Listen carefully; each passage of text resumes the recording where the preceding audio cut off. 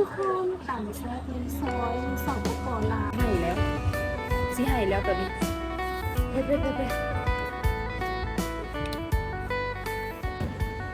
กับสบายดีทุกคนตอนรับเข้าสู่ซองมุกดาสาวเสียงขวางแค่แนวคลิปวิดีโอนี้มุกดาจะพาทุกคนมากินต่ำแซ่บในซอยอยู่ที่บ้านดงปลาลานนั่นเองเด้อทุกคนบ้านดงปลาลานอยู่นครหลวงเวียงจันทน์นั่นเองเนาะฟากนี่ก็จะปิดทางที่ว่ามื้อนี้รถติดแห้งรถติดหลายคนเนื่องจากว่าเป็นวันเด็กน้อยสากลนั่นเองเด้อวันเด็กน้อยสากลก็จะเป็นวันเด็กที่ว่ามีพ่อแม่เนาะพา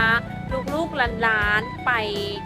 เที่ยวไปลิ่นอยู่ห้างอย่างต่างๆก็จะมีรถติดต่างๆนานาจากซี่เนาะทุกคนเนาะทางภาคทางแล้วต่ำแซบตัวนี้ทุกคนก็จะอยู่ทางในหอมนั่นเองเด้อทุกคนเด้อ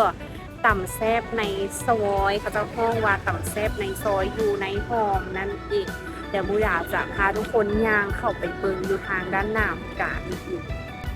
และตัวนี้เนาะทุกคนก็จะเป็นห้านตัวนี้จะเป็นห้านข้าวจีปาเต้ที่ว่าเป็นห้านดังอยู่ที่ทั้งสปป.ลาวนั่นเองทุกคนโดยเฉพาะก็แมนอยู่ที่นครหลวงเวียงจันทน์เนาะตัวนี้แล้วทางเข้าไปในซอยก็จะเป็นทางนี้ลิบเข้าไปเลยนะทุกคนนะห้องว่าต่ำแซบในซอยมารุ่นนำกันว่าห้านจะเปิดโบในมื้อนี้กะห้านต่ำแซบในซอยนี้ทุกคนอยู่ในซอยในน้อยบางคนบ่ฮู้นะทุกคนแล้วก็ผู้ต่างกันรีบเข้ามาเข้ามาเบิ่งกันว่ามื้อนี้มันจะเปิดห้านบ่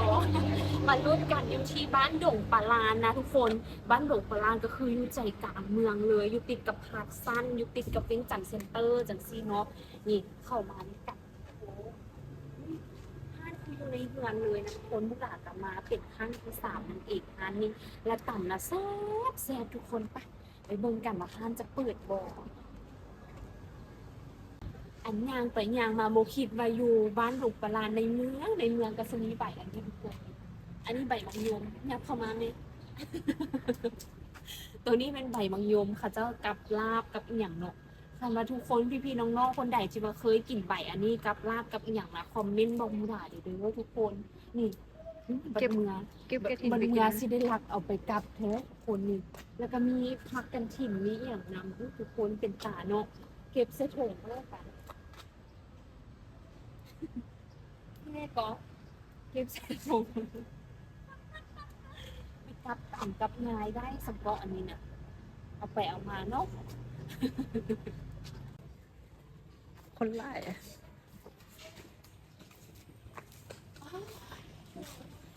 เปิดแท้ทุกคนห้ามเปิดมื้อนี้เขามาถึกมือพอมื้อนั้นนะมูดามานะฮูบอกมาฮอดแล้วนะวันนี้มานัดหมู่มานะมา6-7 คนห้านปิดสั่งทุกคนมื้อนี้ห้ามเปิด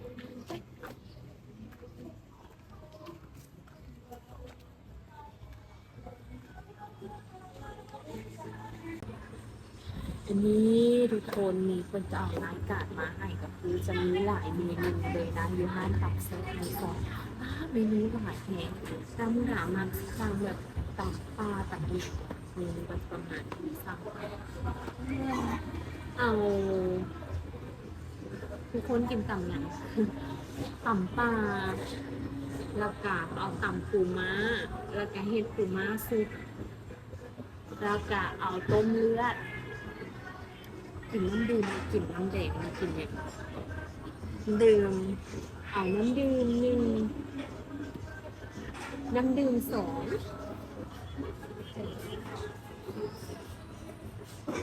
ตรงนี้มากินตำป้า1ตำปูม้าสุกผมเลือดน้ำดิบ2โอเคมีทุกคนสั่งไปแล้วแจกมาลีอยู่บนเดือทุกคนแต่วันนี้แจกเราคุ้มได้ไหนเพราะว่าน่าจะมาตอนบ่ายโมงเนี่ยไม่แบบมาไม่ตอนค่ำๆแล้วประมาณแบบ4-5 โมงแล้วตอนนี้ก็มาแดดยังออกเลยบ้านพี่เป็นแบบไหนบ้านพี่มีแดดออกบ่ตอน5 โมงทุกคนบ้านด่าแดดออกตอน5 โมงมีแดดยังโมลงเถื่อนะทุกคนเรากับมาลีอยู่เจ๊และที่สำคัญนะทุกคนนะนี่เดี๋ยวมาเบิ่งหน้าตาของต่ำแล้วกันราคานะพี่คนไหนที่มาเวียงจันทน์เนาะแล้วอยากมากินต่ำแซ่บในซอยนะทุกคนเซิร์ชเลยต่ำแซ่บในซอยละราคาเริ่มต้นอยู่ที่100 บาท 100 บาทต่อขวดนะทุกคนเนาะ100 บาทต่อหนึ่งต่ำก็คือสมมติว่ามุดาสั่งต่ำปลาเนาะหนึ่งต่ำปลาก็จะเป็น45,000 กีบ45,000 กีบคำไรเป็นเงินไทยก็จะตกอยู่ประมาณบ่ฮอด100 บาทอะประมาณ80 บาทประมาณนี้แล้วคนเนาะเดี๋ยวเรามาทางฝั่งนี้กันทุกคนอันนี้นะเดี๋ยวสิบอกก่อนว่าซิกเนเจอร์โดมีซิกเนเจอร์ไข่ที่ว่ามาห้ามนี่นะฝั่งเซฟในซอยนี่มันจะติดต่ำเอียงมีแบบนี้นะทุกคนมีฟากทั้งหลังแล้วมุมนี้นะเป็นเพียงมุมเดียวของมันเนาะอีกมุมหนึ่งก็มีฟากขวดเดี๋ยวแทนจะฟากขวดนี่ฟากขวดตัวนี้นะทุกคนนะก็จะเป็นร้านที่ว่าเพิ่นเฮ็ดมาใหม่เนาะเป็นร้านที่ว่าเพิ่นสร้างมาแล้วคนเต็มมากเลยทุกคนค่ะตกใจมาย้ำได้ขนาดแล้วว่ามื้อนี้เนาะเนื่องจากว่าข้าเจ้าเป็นวันเด็กน้อยนะพี่น้องวันเด็กนะพาเด็กๆเขาพาเด็กน้อยไปเล่นอยู่ห้างต่างๆนานาโบจะเป็นห้างไอเต็กห้างคับสั้นเป็นจันเซ็นเตอร์พี่น้องแล้วไม่ได้ก็แบบว่าทำอีทนายก็คือไปห้างไอเต็กไปห้างไอเต็กรถติดแฮงติดตั้งแต่ออกจากแบบว่าแค่ตรงปลาร้านไปใกล้ไอเต็กนะคะไปใกล้บ่ได้เลยรถติดแฮงก็เลยมาพาทุกคนมากินความเซฟในซอยดีกว่าว่าจะพาทุกคนไปเลาะห้างไอเต็กนะแต่ว่ามันนี่รถติดแล้วคนหลายเสื้อว่าเนาะพี่ๆคนใดที่ว่าเห็นคลิปห้างไอเต็กนั้นจะเป็นคล้ายๆว่าเป็นงานชุมนุมอย่างจะจางเลยเพราะว่าคนหลายเพลงทุกคน คุณทำกิจกรรมนี้กับตัวนี้พี่น้องแล้วต่ำเซฟที่สายต่ำปลาเดือดปลาปลาเด็กเป็นกระเซฟแหงนะพี่น้องน้ำลายส้มออกแบบมาพี่น้องกินน้ำกันพี่น้องสีปลาแดกกับแบบ สีประเด็นแล้วมีสายบัวได้ทุกคนนี่สายบัวอยู่นี่นะพี่น้องนะน้ำลายเขาจะไปเอาถ้วยเอาอย่างอีกนี่บอกเดี๋ยวซื้อเบอร์ที่ด่านแล้วไปเอาถ้วยดวงนะได้เป็นลากเอาเองทุกคนมานับกันสองสาวมาแล้วเป๊ปซี่ไปกินคู่กับเป๊ปซี่ตกจับใจเด้อมาซิมสั่งกันเกียน มาแล้วพี่น้องอันนี้ก็คือต่ำปูมาเดี๋ยวพี่น้องเด้อปลาสี เสื้อบอก อันตรายมาก ตัวนี้เนาะจะเป็นเชียบนะทุกคนเนาะแล้วก็จะเป็นต่ำปูม้าแล้วก็จะมีตัวนี้จะเป็นต่ำปลานั่นเองเนาะทุกคนเนาะป้าติดตาเซ่บอแท้ว่าพี่น้องเอ้ยพี่น้องน้ำลายก่อนเด้อพี่น้องกินเลยทุกคนต่ำแซ่บริมซอยสอบประกอบลาวมาซื้อกันพี่น้องทุกคนกระปุกกระเซ็บกระปุกขออนุญาตซิมต่ำปลาเด้อพี่น้องตัดแซ่บใส่บัวนี่ใส่บัวจะแซ่บพี่น้อง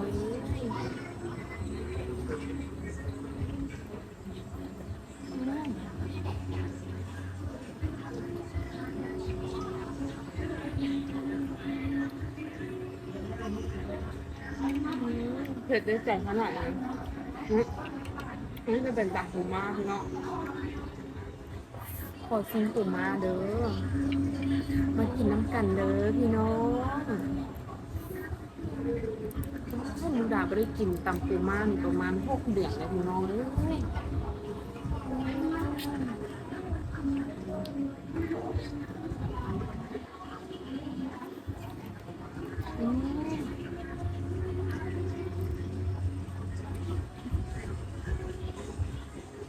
ตัวนี้นะจะเป็นต่ำปูม้า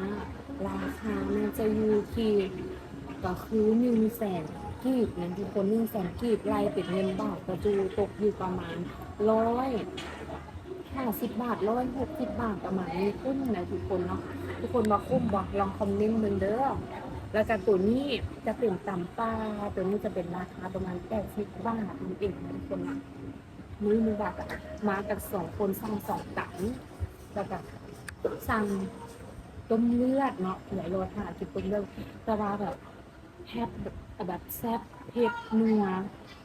มูนะคะเพื่อนเรากินบ่ได้กินเผ็ดไงทุกคนเนาะแต่ก็กินได้เลยพี่น้องมากินกันเลยพี่น้องนะอันนี้ก็เป็นก้ามปูนะพี่น้องเนาะแล้วก็เป็นปูม้าเด้อทุกคนเด้อบ่แม่นปูเนื้อ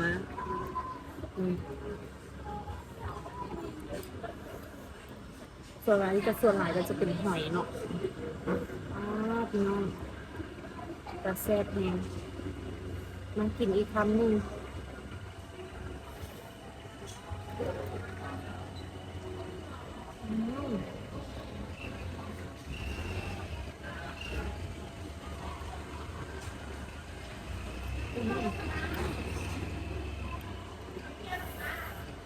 ขอไปจกปูกันเด้อขอไปจกปูจกหอยกันเด้อพี่น้อง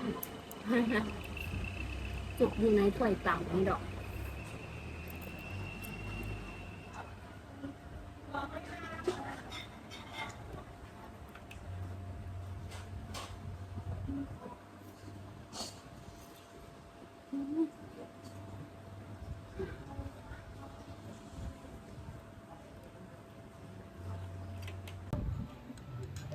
นี่นะทุกคนเนาะ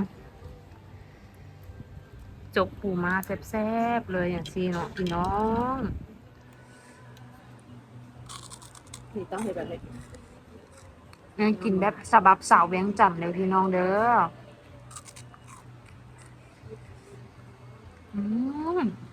ปูมาใหญ่ๆเป็นแบบเผ็ดว่ะเผ็ดแซ่บนะอันนี้เขาเอื้อมเราตำเจียวใส่ปูมาเจียวเผ็ด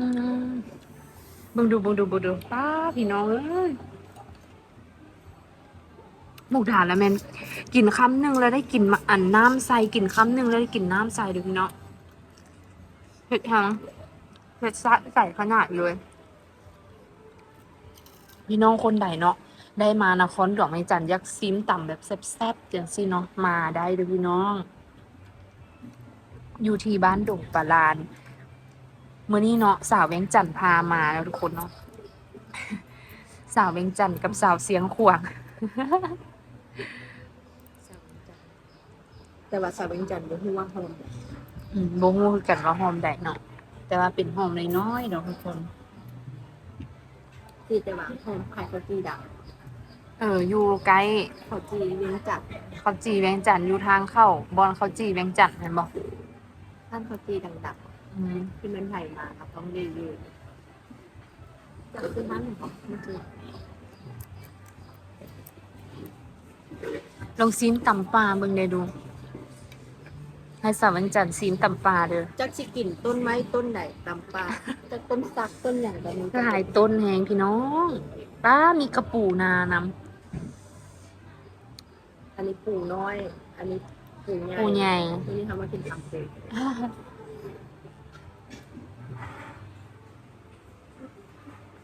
ต้องได้จิกแต่เส้นมันเด้อพี่น้องต้องเขาชื่อว่าต่างแบบปลาแดกภาษาไทยแม่นบ่ถึงแซงตำด้วยนะตัวนี้เป็นแบบใดเขาชื่อว่าปลาแดกแล้วปุกก่อนปุกแฮงบ่ป้าดำๆเราใส่ปุกหลายน่าจะแซงอย่างแกน้ำปูน้ำบอกแล้วมันรู้สึกว่าปุกแห้งแต่ละแซ่บเหมือนกันตัวนี้น่าจะใส่น้ำปูนำเนาะพี่น้องปูอันนี้คือปูนา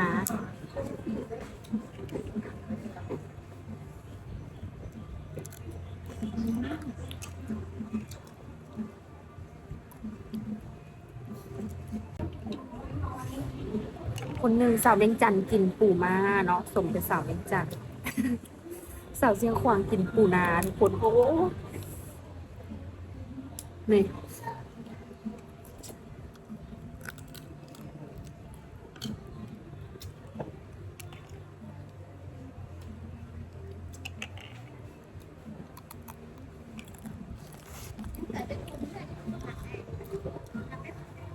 เมื่อกี้เขาจะมาถามมายังแต่ต้มเลือดว่ะประวังสั่งต้มเลือดไปแล้วไม่ได้กินยังไม่ได้กินเพื่อ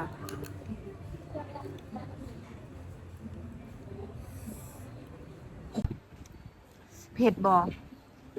เผ็ดบ่ ปากเริ่มโผล่ละ เผ็ดแห้งเนาะทุกคนเนาะแล้วก็มีอันนี้ก็คือจะเป็นข้าวเกรียบนี่ข้าวเกรียบ2 สีมันขายเนาะทุกคนเนาะ เผ็ดแซ่บเนาะต้องแก้ด้วยต้มเลือดนี่สดต้มเลือดเป็นตอนนี่ซิ่งเลยเนาะสิพี่น้องเอ้ย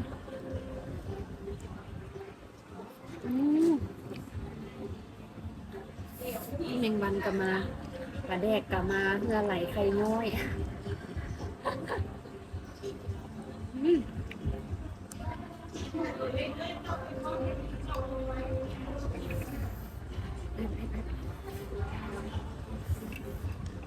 ไม่ไหวขอกินหน่อไม้เลยหน่อไม้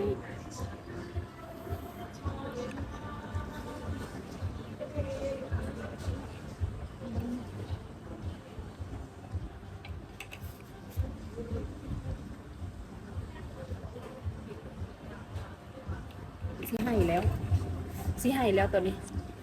เผ็ดให้มาแล้วผู้ถามพิม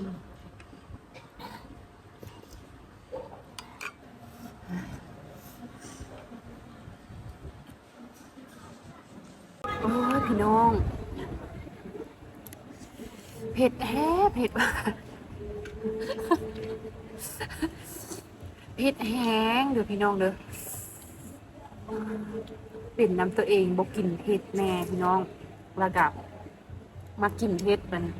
ลืมสั่งเขาเจ้าว่าบ่เฮ็ดเผ็ดหลายนะเขาเจ้าก็เลยเผ็ดมาเต็มแม็กเลยแบบเผ็ดๆเลยเผ็ดเอาแท้ว่าแต่ว่าแซ่บเนาะถึงว่าจะเผ็ดแต่ว่าแซ่บเด้อพี่น้องคือตำปลาแล้วก็ตำปูม่านี่จนเบิดเลยเนาะกิน2 คนแล้วก็สร้างต้มเลือดเนาะเพิ่นมีหลายเมนูนะทุกคนนะมีตำสะตำซ้ายจังซี่นะ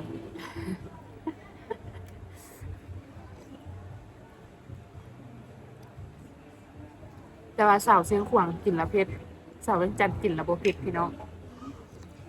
บ่ไหว เผ็ดคือกันวะเผ็ดคือกันเนี่ยข้างหลังนะจะเป็นรูปแบบเนี้ยแล้วฟากนี่นะจะเป็นบอนจอดรถจอดรางอย่างไรฟากมันอยู่ฟากนี่เบิดเลยพี่น้องมาจอด เข้ามาบ่ได้จ้ะ รถใหญ่เข้ามาบ่ได้เนาะรถใหญ่นะต้องจอดไว้ปากห้อมเนาะทุกคนเนาะไม่รู้ว่าคนไทยเรียกอะไรนะซอยใช่ไหมปากซอยจอดไว้ที่ปากซอยเด้อพี่น้อง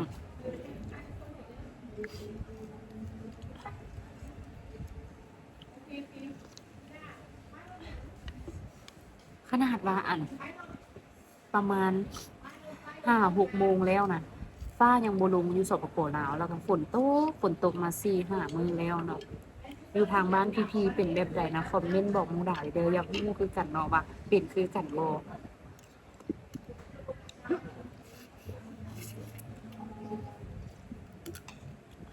นี่พี่น้องสภาพหลังจบเนาะให้เบิ่งกันแบบอุยุอะหยะไปเลยคือความเผ็ดนะให้ทุกคนเบิ่งเอาเนาะพี่น้องเอ้ยกินต่ำเพราะป่านหยังเนาะพี่น้อง กินต่ำมาซ่านป่านไปเฮ็ดศึกเฮ็ดเสือจากน้ำจากอีหยังตัวอีหยังเนาะ บาลามีคันธิดามานะ นี่เนาะพี่น้องเอ้ยนี่ มันอินโคดเด้งเลย นี่ นี่ เรามืดซ้ำเนาะพี่น้อง เพราะว่ามันมีแต่มักเผ็ดมันรู้ทุกคน มันมีแต่ สิว่า มันมีแต่เฟอร์นิเจอร์ อันนี้เขาจะเป็นเฟอร์นิเจอร์ค่ะ ตาแซ่บหลายเลยพี่น้องเด้อแต่ว่ากินไปกินมาแล้วก็แซ่บซ้ำเนาะพี่น้องเนาะแซ่บแล้วก็แซ่บหลายอีกแต่ว่าเป็นคนหันกินเผ็ดบ่ได้หลายก็เลยว่ากินแดสร้างไปนั้นแดแล้วก็โอ้ยหลายอันปันอย่างเนาะอันนี้รสชาติของการกินต่ำแท้ๆเนาะอยู่ที่ต่ำแซ่บในซอยบ้านดกปลาให้บอกอยู่ฝากหลังจะมีคนมาเนาะให้บอกอยู่ทางหลังจะมีคนมาเต็มเลยเนาะทุกคนเนาะแล้ว โมงนี่เพิ่นก็ทยอยมานะทุกคนนะเพราะว่าบางคนก็เฮ็ดเวียกแล้วเลิก5โมงจังซี่เนาะมีทางหลังหลักก็เริ่มทยอยมาเนาะนี่พี่น้อง พี่น้องคนใดที่ว่ามักกินตำเผ็ดหรือว่ามักกินตำอีหยังบ่ที่ว่าเป็นเมนูพิเศษขนาดสามารถคอมเมนต์บอกมูดาได้เด้อทุกคนมูดาจะได้แบบแอบนำไปกินนำจังซี่เนาะพี่น้องคนกินท้องแล้ว พี่น้องคนใดเนาะที่ว่าเล่นกินตำอยู่นครหลวงจักรเนาะทุกคนเนาะมาได้คนอยู่บ้านดงปลาลานนะพี่น้องนะบ้านดงปลาลาน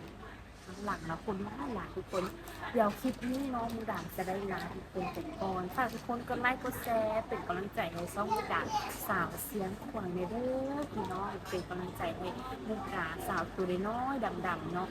คนมีแม่เด้อพี่น้องเด้อคลิปนี้ไปก่อนนะบ๊ายบายสบายดี